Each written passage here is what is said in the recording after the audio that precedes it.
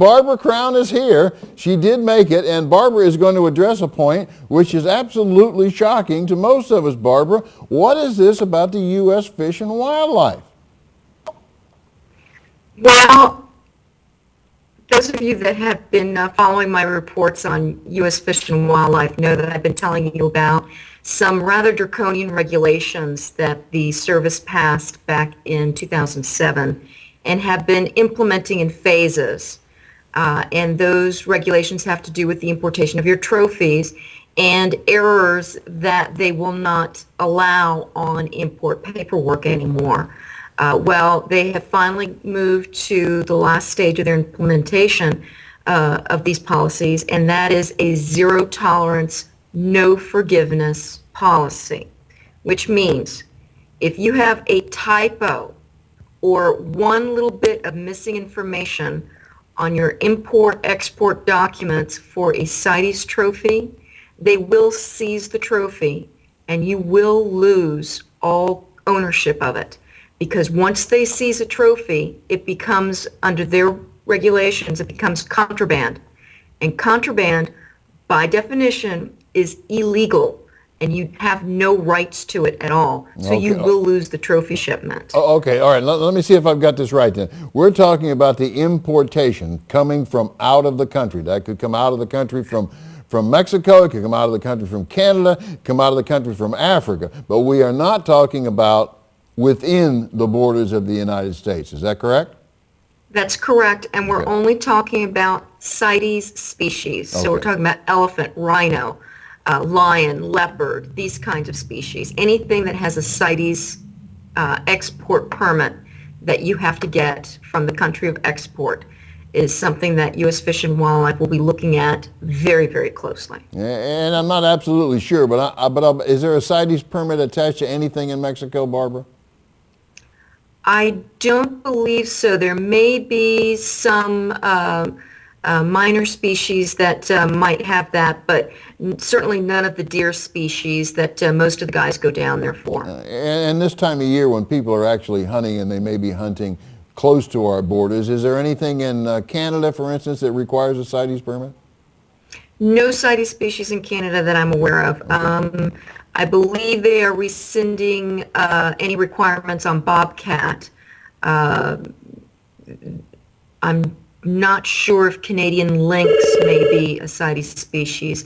The only one that I am absolutely certain on would be the wood bison. And right now they're not allowing those in any way. They've denied those importations, and John Jackson from Conservation Force is fighting that right now. So hopefully we'll be able to import those soon, but if we do, then those would be a CITES species. Well, I think the polar bear issue, if it was ever cleared up, where are we on that polar bear issue? U.S. cannot import polar bears, period. Right, okay, all right. So we're still there. Yes. Without any possibility of bringing in a polar bear. Correct. So that's completely off the table right now, unless there's an act of Congress. But the good news is that I do have a wonderful little tip sheet that was put together by John Jackson at Conservation Force, and it is a checklist that you can use. You can download it from our website at www.huntingreport.com. Just scroll down to a section called Reference Desk, and you'll see a place there that there's a button there that mentions trophy problems and a checklist for them. Click on that. You can download this wonderful checklist that John has put together and send it to your safari operator, send it to your shipping agent, and tell them, remind them of this zero tolerance policy that is now in effect. And tell them that you want them to go through this checklist and check it against your export permits with a fine-tooth comb. Everything has to be perfect. The name has to be spelled correctly, has to match correctly. There has to be a validation. There has to be all kinds of things that U.S. Fish and Wildlife are requiring, and those are spelled out in this checklist. So if you have trophies that are pending shipment, that are CITES trophies, get this checklist, send it to your operator, to your to your shipping agent rather, and make sure that everything is right. Because if you don't, once it is imported, that's it. You will lose that trophy importation if there's anything wrong on that paperwork. Yeah, and they'll seize the trophy, which is probably not recoverable after that, as you stated earlier. But let me ask you another question. Have there been changes in any of that paperwork? You know, I'm probably one of those at fault that has paperwork that I've been using for, I'm going to say 5 years, and I've never changed the paperwork. I copied it once and I keep using it. Have there been changes that we should be aware of? Or you may not know specifically, but have there been changes in that paperwork, and maybe we should get current paperwork? Well, we're talking about changes in the CITES export paperwork, Right. the documents. And that documentation now has to have, for instance, some if you have anything made out of an elephant is a CITES 2, under CITES 2 only for trophy import purposes. Well, U.S. Fish and Wildlife now does not consider things like elephant hair bracelets a trophy. That is a personal item, and it has to be coded differently. So there's a box now on those documents that has a P. H is for trophy hunt purposes. A P is for personal items. And you have to make sure that those kinds of items are coded as a P. Otherwise, they will confiscate them and you will lose them. Yeah, well, well, I'm glad you mentioned that. Frankly, I had never noticed that P box. And I know that I have a bracelet here that is unremovable from my wrist, by the way. They put it on and they put it on there permanently, and you'd have to cut it off.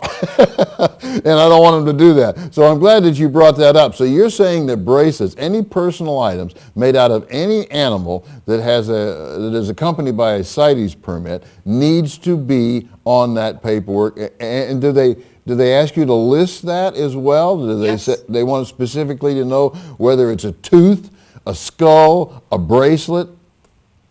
Well, as a matter of fact, there's a place on the paperwork where the CITES officer from the country of export is supposed to validate it, sign it, and then list each part of the animal that is being imported. If there's a skin, if there's a skull, if there's a tusk, if it's feet, if it's a tail, whatever it is, he has to list every single part that's being imported from that animal. If there's something in that box that isn't listed on that document, it's going to be confiscated. Okay, all right. So actually we're talking about the container that your trophy is being transported in, more than we're talking about an article that you may have on you personally. Am I reading that right?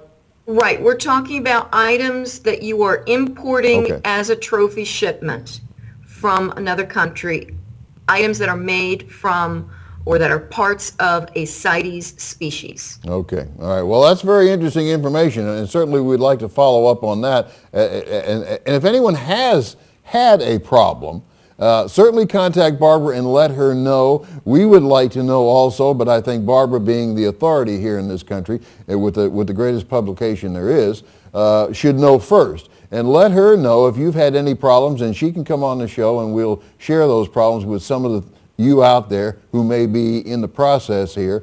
And there may be things here that, you know, like myself, we just kind of overlook from time to time. We kind of take it for granted, and I hate to say that, which we can't do anymore. But we do that from time to time. And thank you very much, Barbara, for bringing that to our attention once again. Hunting season is not over, so there are probably inbound trophies right now from Africa and many parts of the world, right? Yes. Right. There Okay. are trophies coming in on a continual basis. So. Right. Yeah. Okay, Barbara, thank you very much.